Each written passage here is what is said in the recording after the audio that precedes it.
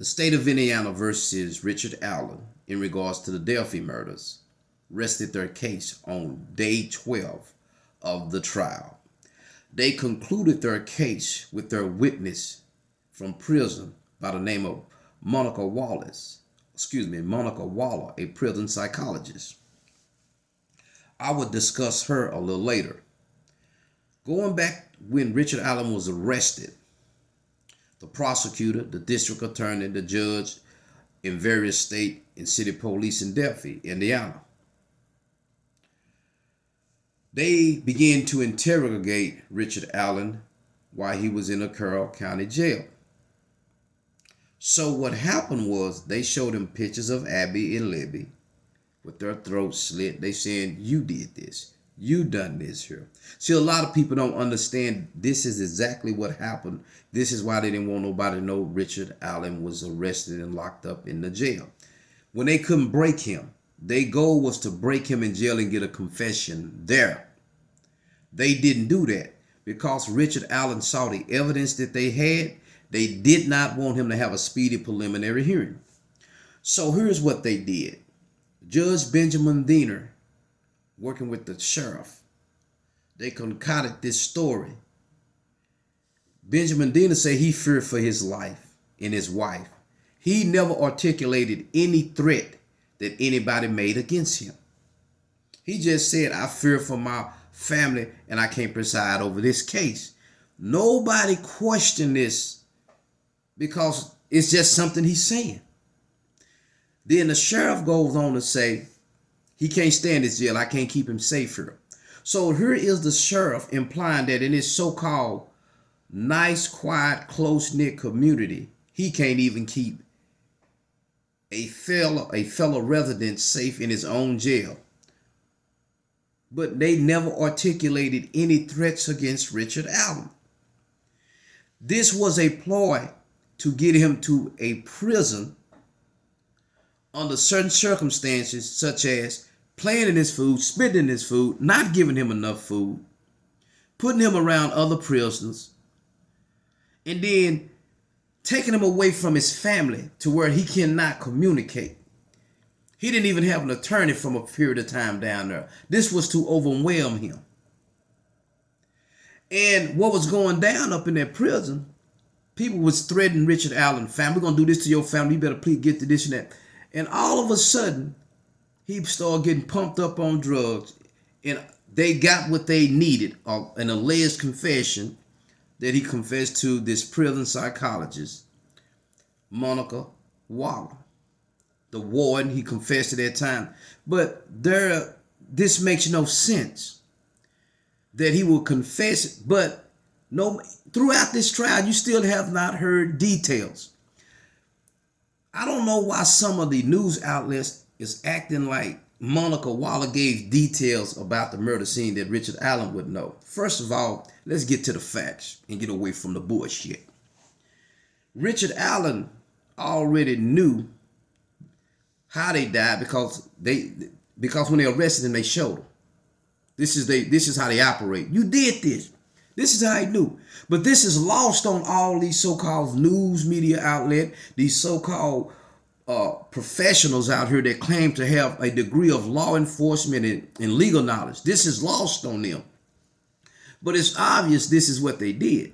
And then when they called him in to question him about the crime, he had the children pictures in front of Richard Allen where he could see. People saying he didn't look at him. He don't have to grab him and look at him because they already showed him these pictures. Now, let me be clear. I'm only advocating that the evidence is not there. Whether he is actually the murderer is a different subject that I will not approach at this time. Now, what I'm saying is, keep in mind, people, what did Monica Waller testify in detail that only Richard Allen would know? Remember, they premised their case that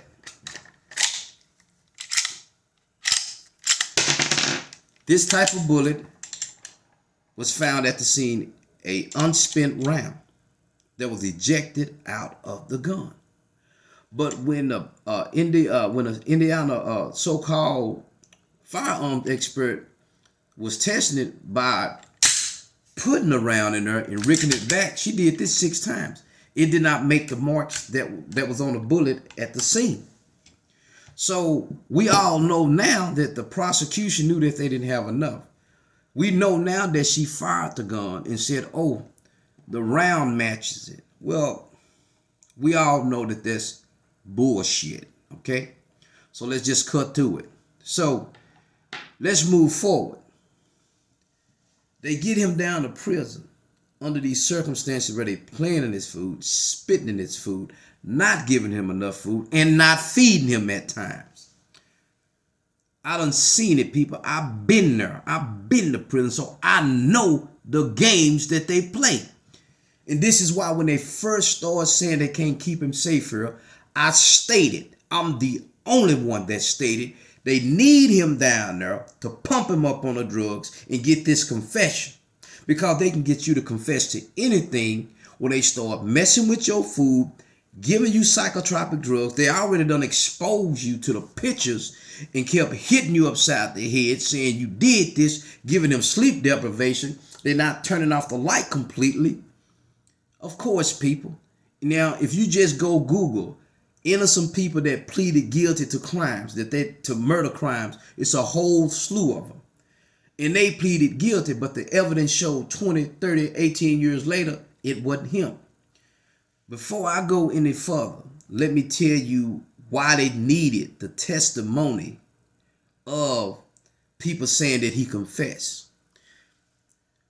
Why would you send a man to prison under the pretext that you can't protect him in a county jail? Why wouldn't you been able to protect him in a county jail? No one has answered this question. This preconceived notion that it may be a mob is not enough, because now you done violated this man's right to due process. You violated this man's right to challenge the evidence before y'all sent him to this prison. And then when you sent him to the prison, now he has no way to exercise those rights, and that prejudices him. See, if you remove the prison setting, you have no confessions. You have none of that. Every prosecutor that prosecute a case know exactly how much evidence they need to win a case based on the elements. And the prosecution knew that they didn't have enough. So they quickly whisked him off to prison.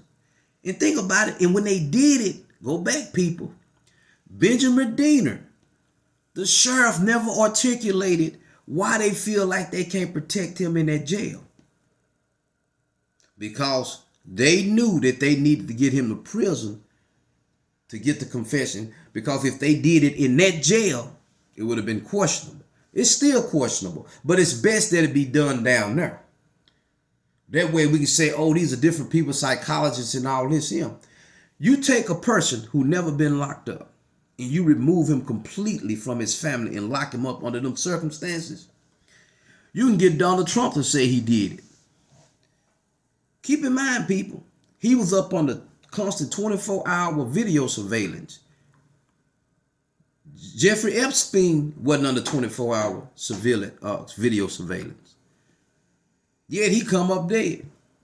The whole reason why they need a conviction in this Richard Allen case, because, hold up, I'm going to stop right there. First of all, Judge Frances Gore is biased, and she done violated this man's right to present evidence. See, she let them show some confessions in the jail, but not all the confessions. When you do something like that, all these so-called confessions must be reviewed in totality to let the jury decide whether these confessions are bona fide or coming from a deranged man.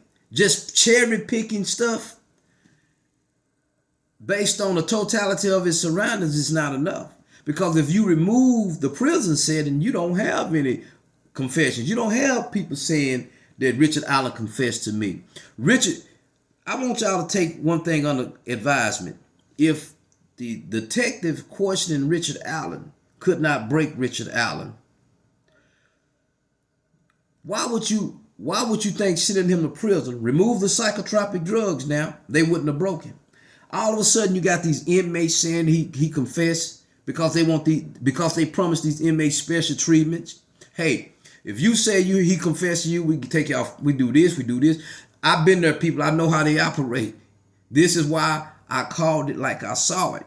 They knew they didn't have it, so they had to get him down there to get this confession. Don't nobody eat feces and pretend, okay? Don't nobody do that, okay?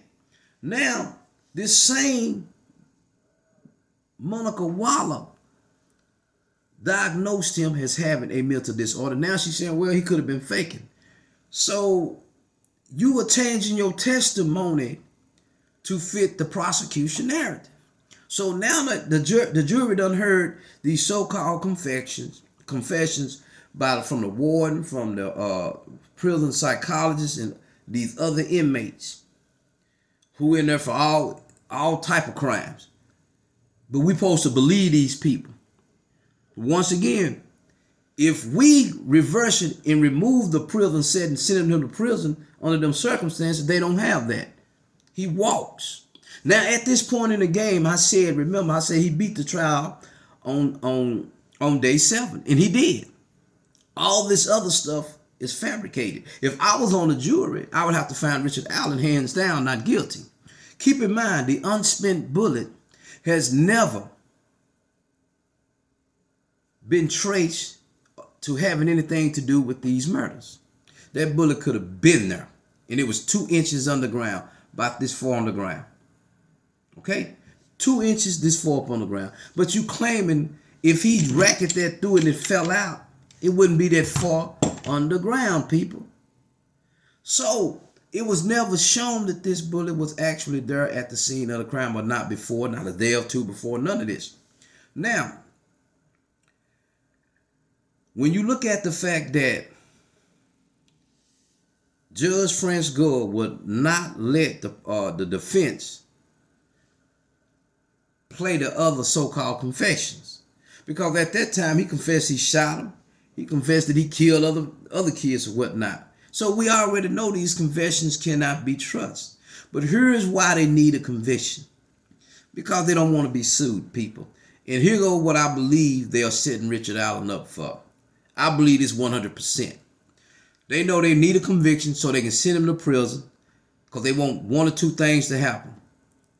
They want him to kill himself, or they want some inmates to kill him. And that kills the case. This is what they're driving at, and this is what Judge Francis Gould is helping them drive at.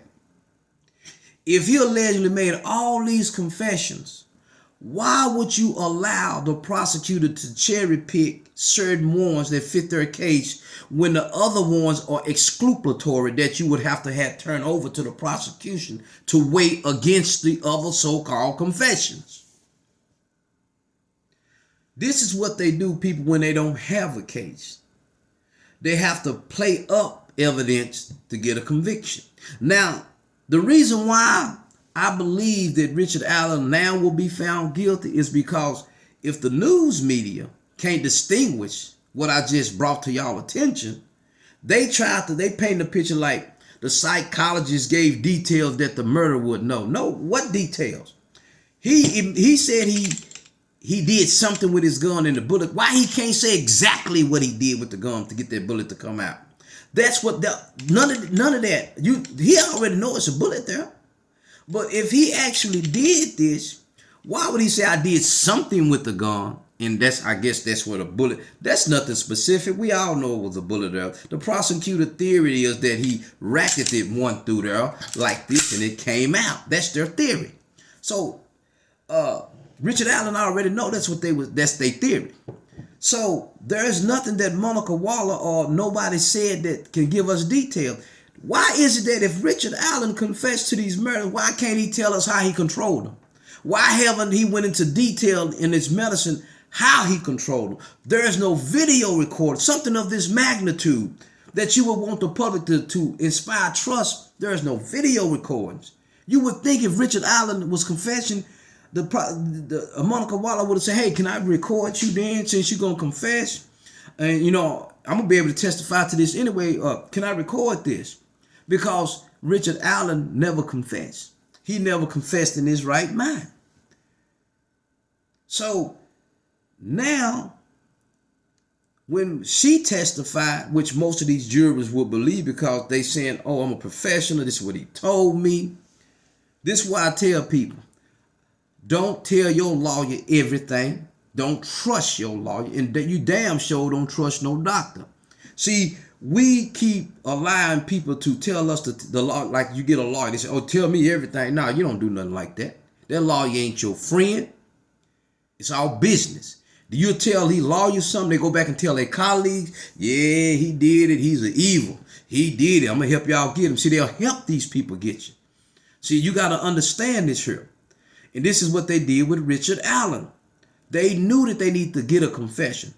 I called that in my first video. I'm not going to call it the first, but as the case went on, when they first said they're going to send him to the prison, that's when I made the video and said they need a confession. They want to send him down there and get a confession. Nobody else saw that coming, but I saw it coming, people. I deal with this all day and every day, and I've been dealing with it for the past 30 years. These people know the law, and they know the elements, what they have to prove. And so if you don't know the law, you won't know that they are orchestrating certain things. And they orchestrated Richard Allen's demise by this fabricated evidence. So I'm going to leave y'all with that. And welcome back to Speak Being Holy. And y'all have a nice day.